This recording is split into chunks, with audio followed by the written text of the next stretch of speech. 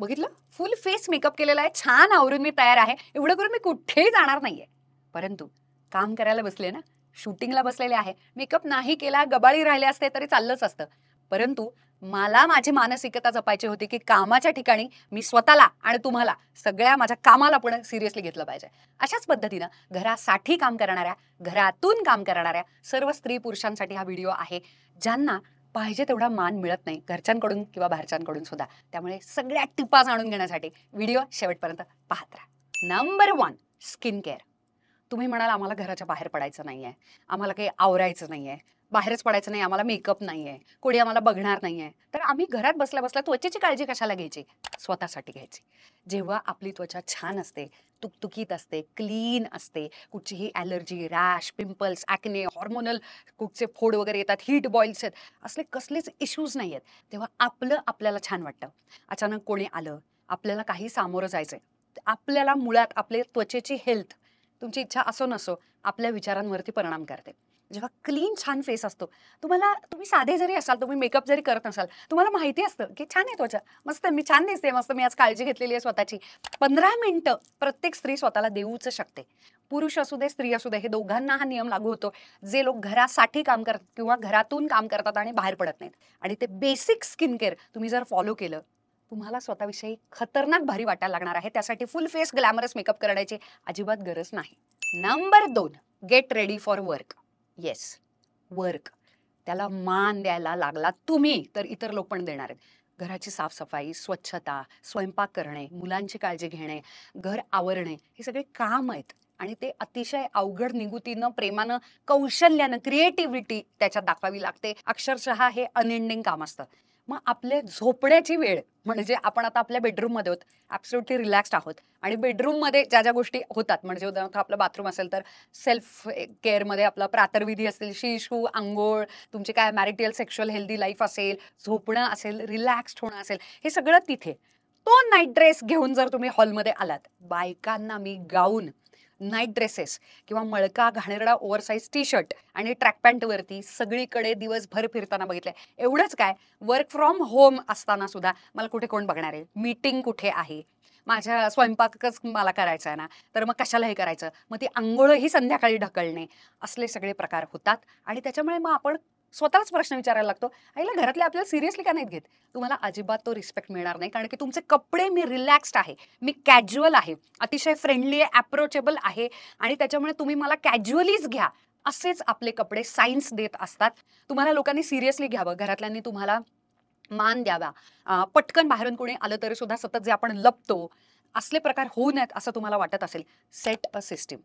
आपल्या कामाच्या, work from home वाल्यांना तर अजिबात रिस्पेक्ट मिळत नाही. लॅपटॉप उघडून कुठेही तुम्ही बसता, याचा अर्थ तुम्ही कुठे ऑफिसमध्ये आहात, त्यामुळे तुम्हाला किती डिस्टर्ब केलं तरी चालेल, असं इतरांना वाटतं दुर्दैवानं. परंतु तुम्ही जर त्याची एक्झॅक्ट सिस्टीम केली की इतक्या वाजता तुम्ही उठता, इतक्या वाजता तुम्ही घरातून तयार होता, घराच्या बाहेर जरी पडायचं नसलं तरी पूर्णपणे तयार होता आणि तयार झाल्यानंतर तुम्ही कामाचे कपडे घालता, म्हणजे करेक्ट फिटिंगवाले पण तरी कम्फर्टेबल, तरी लाऊंज वेअर, हे सगळं तुम्ही घालता आणि मग तुम्ही काम करता. तुम्ही बघा तुमचा माइंडसेट सुद्धा किती कामाचा, स्वतःला तुम्ही सिरियसली घ्यायला लागता, तेव्हा घरचे पण घ्यायला लागतातच. नंबर 3, एखाद्या बाईचं काम चालू आहे, उदाहरणार्थ काय, पोळ्या चालू आहेत आणि त्याच वेळेला घरातला पुरुष किंवा लहान मुलं शाळेत जात आहेत, ती सगळी गडबड आहे, धांदल आहे. त्याच वेळेला ते पण डिमांड करतात की तुझं काम काय, तू परत जाऊन पोळ्या कर ना, किंवा तू उशिरा आंघोळ कर ना, तू काय साफसफाईच करतेस ना, तुला काय कॉन्सन्ट्रेशनची गरज आहे, तू आत्ता आम्हाला सगळं प्रोव्हाइड कर, कारण आत्ता आमचं टाइम टेबलमध्ये आत्ता आम्हाला पटकन घराच्या बाहेर जायचंय. त्याच्यामुळे घरात राहणारी व्यक्ती घराच्या बाहेर पडणाऱ्या व्यक्तीला सतत सर्व्ह करत राहते, सतत सेवा प्रोव्हाइड करत राहते आणि त्याच्यामुळे घरात राहणाऱ्या व्यक्तीला दुर्दैवानं त्याच्या वेळेचा मान जो मिळायला पाहिजे, निश्चित मान, तो मिळत नाही. तो पुरेसा योग्य मान मिळावा यासाठी तुम्ही तुमचं टाइम टेबल आयुष्यात सेट करायला पाहिजे, ना की दुसऱ्यांनी तुमचं टाइम टेबल सेट करायला पाहिजे. आता टाइम टेबल सेट करायचं कसं, असा लगेचच पुढचा प्रश्न लोक मला विचारतात. मला असं वाटतं 2 पद्धतीनं आपण आपलं टाइम टेबल सेट करू शकतो. एक असतात आपले लॉंग टर्म आयुष्यातले गोल्स. तुम्ही स्त्री म्हणून किंवा पुरुष म्हणून तुम्ही घरात थांबणारे जरी असाल तरी सुद्धा तुम्हाला आयुष्यात कुठे जायचंय, काही करायचंय का, कारण तुम्ही काम करत आहात, बरोबर. म्हणजे उदाहरणार्थ तुम्ही कुठच्याही आर्थिक कमाईसाठी कुठचंच काम करत नाही आहात आणि तुम्ही फुल टाईम होम मेकर जरी असाल तरी सुद्धा तुम्हाला आयुष्यात काहीतरी अचीव करायचं असेल, उदाहरणार्थ स्वतःचं युट्यूब चॅनल काढायचं असेल मे बी, किंवा कुठची नवीन कला शिकायची असेल, कोणता क्लास करायचा असेल, हेल्थचे काही इश्यूज आहेत आणि त्याप्रमाणे काहीतरी एक्सरसाइजेसचे प्लॅन्स करायचे आहेत, नवीन योगा क्लास लावायचा आहे, जरी ते पैशांशीच रिलेटेड असायला पाहिजेत मगच ते खरं काम असं अजिबातच नाही आहे, बरोबर?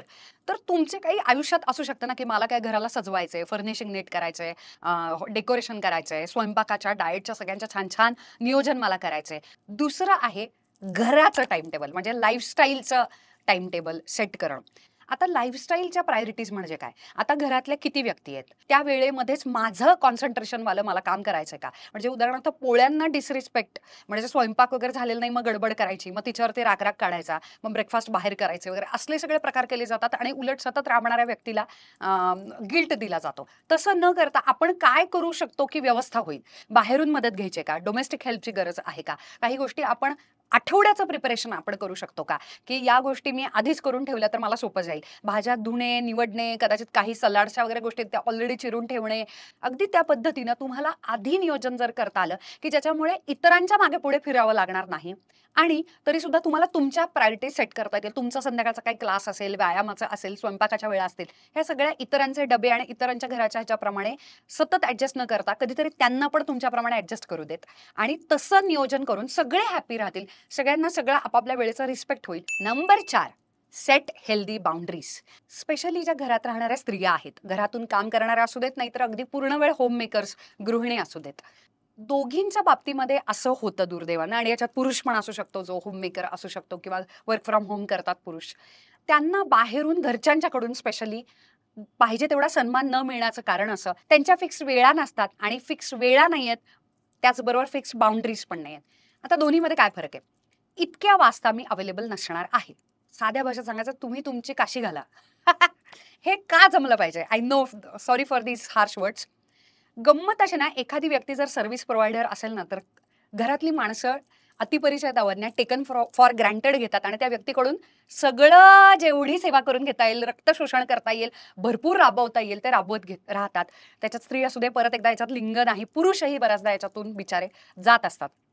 अशा वेळेला या वेळांना मी अवेलेबल आहे, या वेळांना मी अवेलेबल नाही, हे तुमच्या तोंडातून आयुष्यातून जेव्हा कधी येत नाही, तोपर्यंत दुसरे तुम्हाला त्या वेळेचा आणि तुमच्या त्या प्रायव्हसीचा, तुमच्या त्या स्पेसचा, तुमच्या मागण्यांचा, तुमच्या प्राधान्यक्रमाला आयुष्यात कधीच आदर देणार नाहीत. हे सत्य आहे. हे काम मुलांनी आपल्या आपल्या पद्धतीनं केलं पाहिजेत. आपली मुलं स्वावलंबी व्हावी असं तुम्हाला वाटत असेल, त्यांच्या मागे पुढे सतत पळणं बंद करा. तुमचा नवरा स्वावलंबी व्हावा किंवा जे काही टास्क आहेत घरातले ते त्याच्यामध्ये त्यानं हेल्प करावी. तुमचा बॉयफ्रेंड असेल, रूम पार्टनर असेल, हा खरं नियम कुठच्याही लिंगाला लागू नाही होत. याला जेंडर बायस्ड मी अजिबातच नाही या बाबतीमध्ये. त्या व्यक्तीनं तुम्हाला हेल्प करावी असं तुम्हाला वाटत असेल, स्टॉप डुईंग देअर टास्क. जे काय घरात बॉम्बस्फोट होईल होऊ दे, राडा होईल, घाण होईल, मुलं शाळेत जात नाही, किती दिवस होईल बघूयात ना आपण. त्यांना पण वास येईल, त्यांनाही कचऱ्यातच राहावं लागेल, त्यांनाही आंघोळीला पाणी नसेल, त्यांनाही प्यायला पाणी नसेल, त्यांनाही स्वयंपाक, त्यांचाही कचरा घरातच राहणार आहे. कारण समजा कचरा फेकण्याची जबाबदारी तुझी, असं जर डिवाइड झालेलं आहे आणि तरी ती व्यक्ती कचरा फक्त बाहेर कचऱ्यावाले जे आपले कामगार असतात त्यांना जाऊन देत नाहीये, इतकं छोटंसं काम सुद्धा कॉन्ट्रीब्युशन जर होत नसेल, तुम्ही जाऊन कचरा द्यायचा नाही, काय होईल ते होईल. मज्जा बघा. स्त्रियांचं किंवा पुरुषांचं पण पुन्हा एकदा चुकतं हेच, जे होम मेकर्स असतात, कामं पूर्ण होत नाहीयेत असं दिसत राहतं, त्यामुळे त्या बिचारा स्वतःहून करायला लागतात. घरातलं काम हे स्त्रीचं आहे, ते पुरुषांनी कशाला करत बसायचंय. हे अजूनही थोडंसं आपली मानसिकता आहे आणि ती बदलायला पाहिजे. खूप घरांमध्ये बदलते पण आहे, नवीन जनरेशन्समध्ये पण हा खूप छान बदल दिसत आहे. जेव्हा एखाद्या व्यक्तीला कळतं की मी नाही केलं, मुलं असतील, सासू सासरे असतील, नवरा असेल, बायको असेल, कोणी असेल, तुमचे रूममेट असू शकतं, बॉयफ्रेंड कोणी असू शकतं, जेव्हा त्यांना कळतं की आपल्याला जे काम सोपवलेलं आहे, ज्या वाटण्या झालेल्या आहेत, त्या आपण नाही केल्या तरी ते काम होत आहे, प्रॉपर चालू आहे सगळं. मला सांगा ते का करतील? ते कधीच करणार नाहीत. पण आपण नाही केलं तर ते काम होतच नाही, हे जेव्हा त्यांना रिअलायझेशन होतं, तेव्हा आणि तेव्हाच ते त्यांचा बूड हलवायला लागतात. आणि हे सत्य आहे.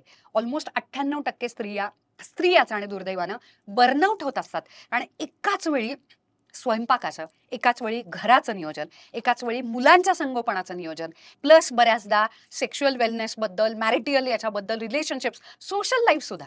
घरातल्या स्त्रीला कसं लक्षात राहत नाहीत बाहेरचे सण वार, नातेवाईकांचे वाढदिवस, कोणाकोणाला कॉल करायचे, म्हणजे पुरुष काय राहत नाही का त्या घरामध्ये? त्याची सोशल लाईफ मेंटेन करण्याची जबाबदारी नाहीये का?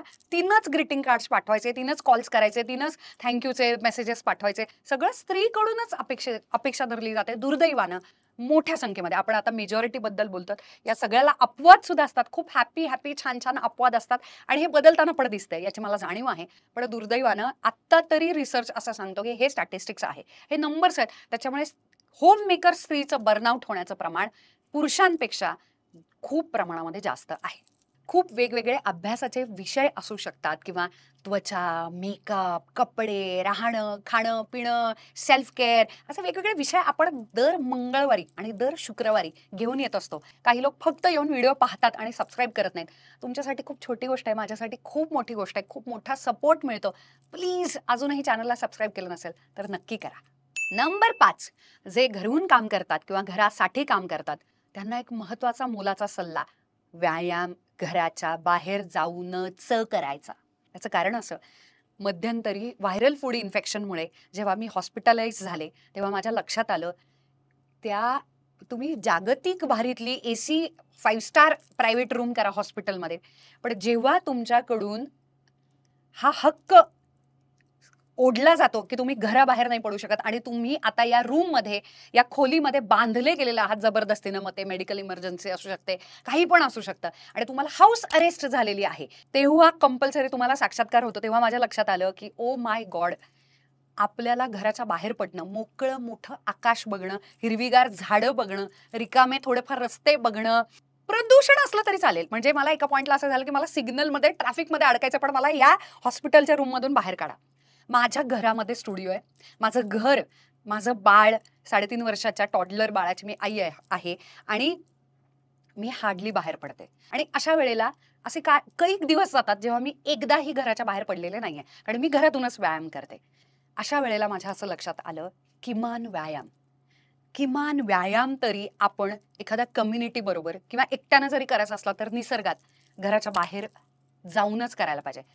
कित्येक वेळा सायकोलॉजिस्ट सुद्धा असं सांगतात की बऱ्याचदा आपल्याला आपल्या आसपासचा परिसर, एन्व्हायरमेंट, तिथून आपल्याला आपल्या विचारांचे उगम होत असतो, सुरुवात होत असते. म्हणजे घरातला पसारा दिसतो, चिडचिड व्हायला लागते, आवरायचं असतं, स्वयंपाकाचा राडा पडलेला असतो, ओटा आवरलेला नसतो, मुलांचे गडबड चालू असते, घरामध्ये खूप पसारा असतो. तुम्ही यंग असाल, लग्न नाही, मूल नाही झालेलं तरी सुद्धा तुम्हाला सेम थॉट्स येतात जेव्हा तुम्ही त्या एकाच रूममध्ये असता. तेव्हा जेव्हा तुम्ही बाहेर पडता तेव्हा तुमचा मूड बदलणं अतिशय सोपी आणि सुपरफिशियल जरी अशी तुम्हाला आता वाटत असली तरी ही कमाल ट्रिक आहे.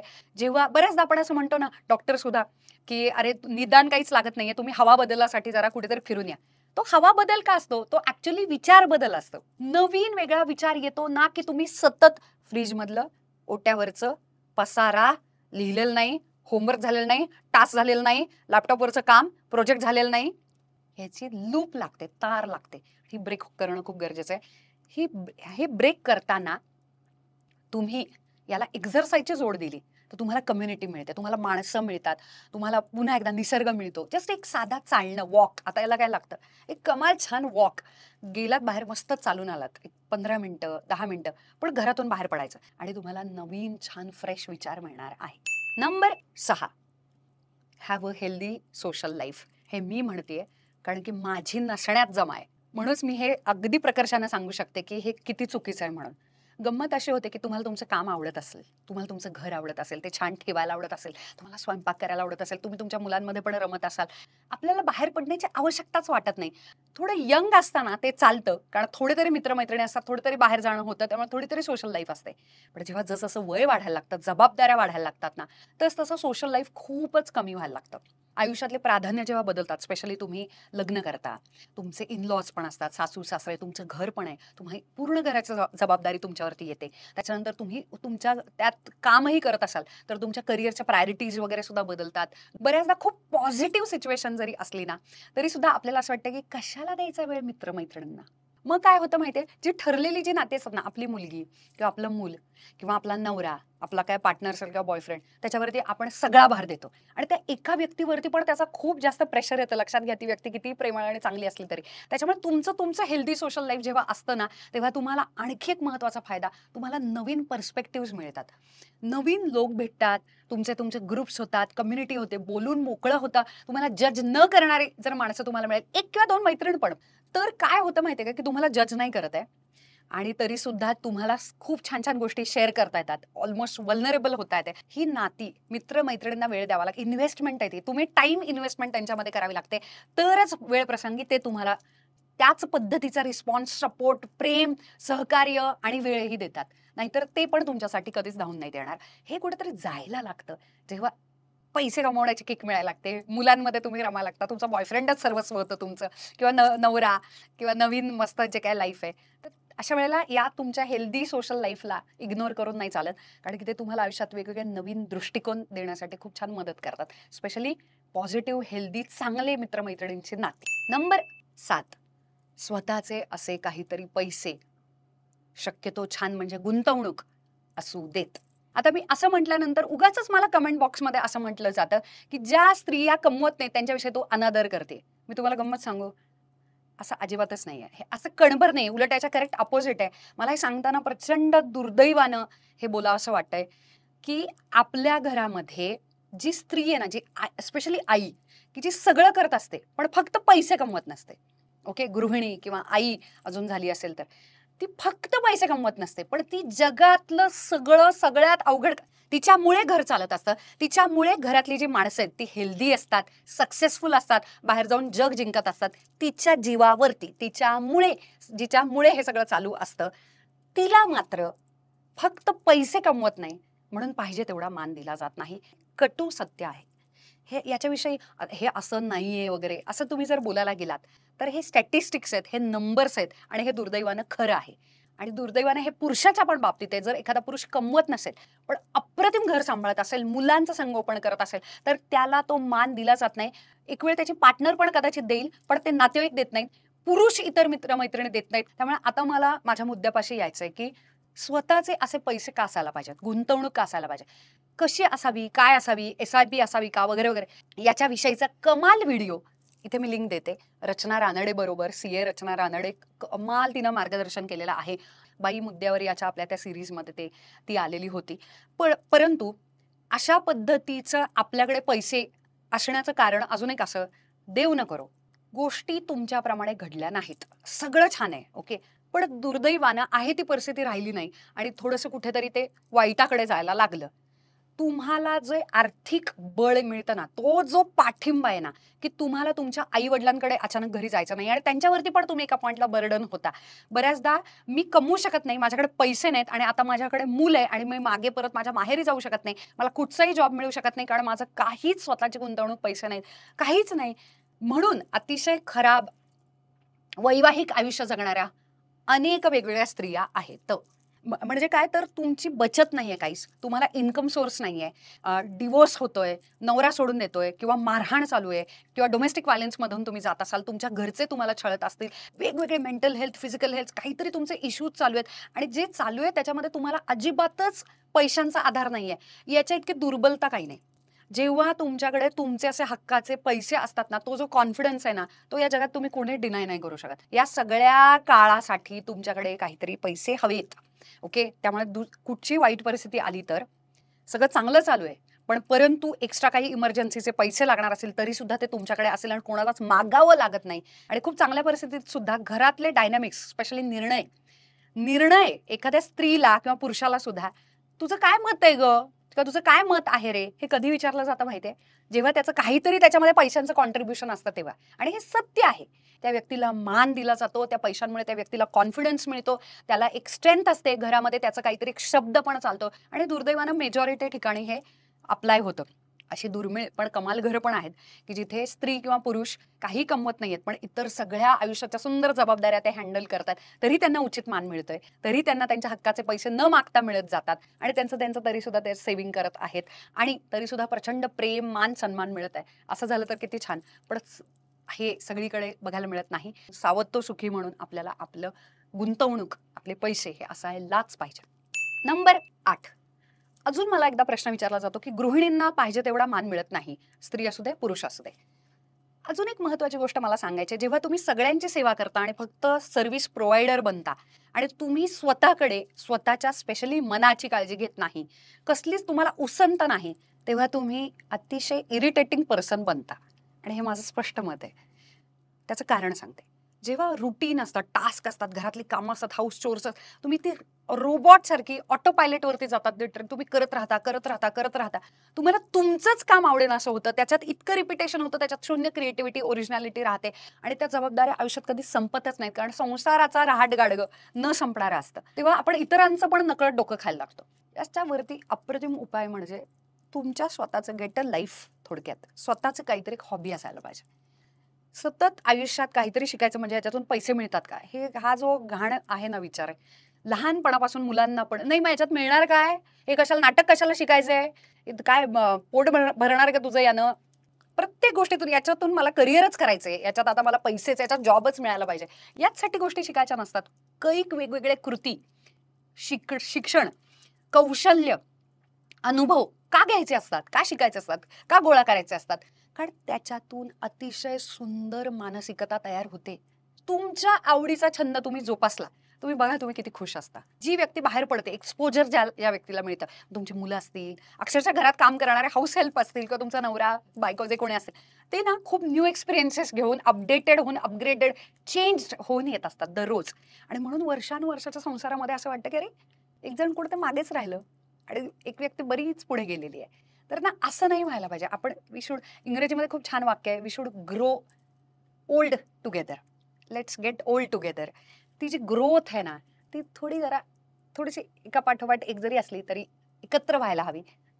मग खूप बोलण्याजोगं असतं. तुम्हाला हे कळलेलं आहेच की इमेज कन्सल्टन्सीच्या फर्स्ट इम्प्रेशनच्या सायन्सप्रमाणे 3 सेकंदामध्ये आपण एखाद्याचं मत तयार करतो. शैक्षणिक त्याचं काय बॅकग्राऊंड असेल, कल्चरल काय बॅकग्राऊंड असेल, त्या व्यक्तीला हवा तेवढा मान वगैरे मला द्यायचा आहे का, बॉडी लँग्वेजवरून सुद्धा आपण ते ठरवत असतो. ती व्यक्ती कॉन्फिडंट आहे का, कुठच्या जात पात धर्म वगैरे कशातून आली, आर्थिक परिस्थिती काय असेल, 3 सेकंदात आपण ठरवतो. आता हे व्हिज्युअल सायन्सप्रमाणे जर दिसण्याला इतकं महत्त्व असेल, तर मग आता घरात आपल्याला कोणाला इम्प्रेशन वगैरे पाडायचं नाही. आपलेच नवरा बायको सासू सासरे वगैरे सगळे आहेत. पण मग आपण काय करू शकतो, किमान घाणेरड्या कपड्यांमध्ये तरी आपण नको फिरूयात. मग लाऊंज वेअर, किंवा तुम्ही होम मेकर असाल, गृहिणी असाल किंवा वर्क फ्रॉम होम करत असाल, गृहिणी जरी घर जरी सांभाळता पण घरातून काम करताय, तर तुमचे दिवसाचे कामाचे म्हणजे घरातल्या कामाचे किंवा काय लॅपटॉप घरून काम करण्याचे असे ते कामाच्या तासांचे असे कोणते कपडे मी सजेस्ट करेन तुम्हाला. याच्यावरचा ना वेगळा व्हिडिओ जर कमेंट्समध्ये खूप जास्त कमेंट्स आल्या तर मला करायला खूप आवडेल की अशा घरात राहण्यासाठी पण तरी कामाच्या तासांसाठी नक्की कोणते कपडे घालायचे, मला नक्की कमेंटमध्ये सांगा. दरवेळी कमेंट बॉक्समध्ये व्हिडिओ कोणत्याही विषयाचा असू दे, घरात काम करणारी स्त्री असू दे पुरुष असू दे, मला नेहमी एक कमेंट दिसते आणि ती म्हणजे आम्हाला घरात कोणीही मान देत नाही, आम्हाला पाहिजे तसं मुलं ऐकत नाहीत, नवरा ऐकत नाही, गबाळ वाटतं, स्वतःविषयी छान वाटत नाही. स्वतःविषयी छान वाटत नसणे आणि असणे या दोन्हीची सुरुवात स्वतःपासून होते.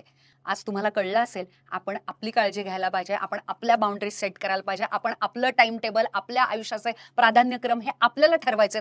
मग हा बदल बाहेरच्यांच्यामध्ये सुद्धा, घरच्यांमध्ये सुद्धा तुम्हाला 100% जाणवायला लागणार आहे. वेगळा विषय होता.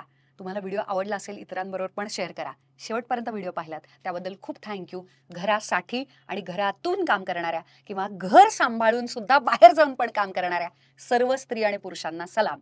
थँक्यू. I love you.